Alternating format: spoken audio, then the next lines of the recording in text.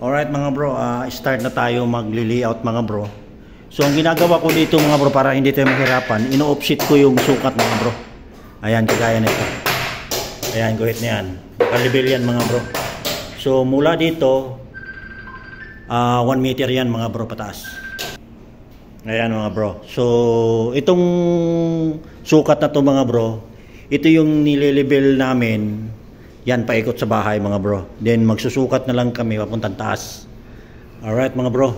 So sa mga beginners natin, huwag po kayo masyadong kumbaga magpapakahirap sa mga ganong sukat-sukat sa taas mga bro. Kunin nyo lang yung tamang elevation nya, then mag-offset kayo para sa baba.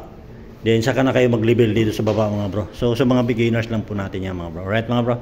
So ayan. So start na kami mag-skisame ngayong araw. So framing pa lang kami. Yan sa taas na yan mga bro. Alright mga bro. Alright mga bro. So ceiling works tayo mga bro. So framing runner muna tayo dito sa may walling mga bro. Alright.